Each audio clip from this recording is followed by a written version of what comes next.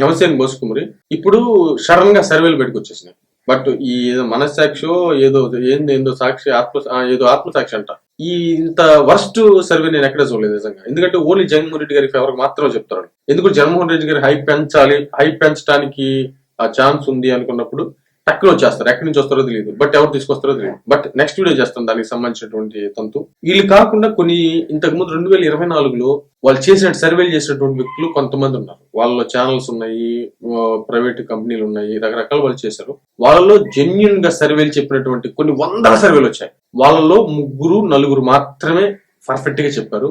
వాళ్ళలో కూడా KK survey ఒకటే నెంబర్ 1 ప్లేస్ లో ఉంది. మిగతా 3 కూడా కూటమి గెలుస్తుంది అని చెప్పారు, కానీ అంత లెవెల్లో గెలుస్తుందని చెప్పలేదు. కానీ కూటమికి గెలుస్తుందని మాత్రం చెప్పారు. వాళ్ళు చెప్పినట్టుగానే జరిగింది. కాకపోతే సీట్లు తేడా ఉండొచ్చేమో, కానీ వాళ్ళు చెప్పినట్టు జరిగింది. వాళ్ళలో ఒకరు ఇప్పుడు ఏంటంటే, చంద్రబాబు గారి తర్వాత సీఎం ఎవరైతే బాగుంటుంది అనేటువంటి విషయాన్ని దీన్ని ప్రధానంగా ముందుకు తీసుకొచ్చడం ప్రయత్నం చేస్తారు. ఇక ముందు రోజుల్లో దీని మీద ఇంకా బాగా సర్వేలు జరిగేటువంటి అవకాశాలు ఉంటాయి, ఖచ్చితంగా ఉంటాయి.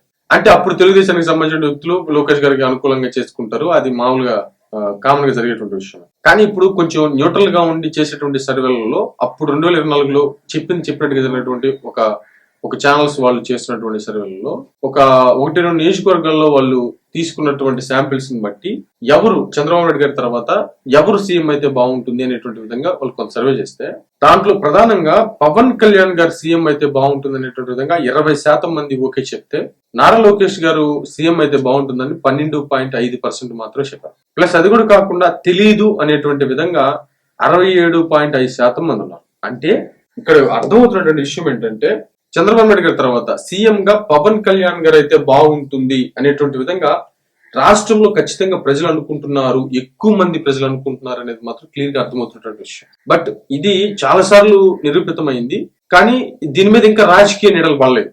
దీని మీద రాజకీయ నీడలు, వ్యూహాలు, ప్రతి వ్యూహాలు పడితే ఈ లెక్కలు ఎలా మారుతాయో తెలియదు. కానీ ఒక సామాన్యుడు అయితే కోరుకుంటోంది, ఖచ్చితంగా పవన్ కళ్యాణ్ గారు లాంటి వ్యక్తి సీఎం గా ఉండాలి ఆంధ్రప్రదేశ్ అయితే మాత్రం కోరుకుంటారు ఎక్కువ పర్సెంట్. ఇది చాలా సార్లు నిరూపిస్తుంది. సోషల్ మీడియాలో సర్వేలు నిర్వహించినా, ఎక్కడ నిర్వహించినా కూడా అర్థమవుతుంది. ఇక ముందు రోజుల్లో దీని మీద ఎక్కువ సర్వేలు వస్తాయి. ప్లస్ రాజకీయ నీడలో పడతాయి, వ్యూహాలు, ప్రతి వ్యూహాలు కూడా ఉంటాయి. బట్ ఏమైతే చూద్దాం.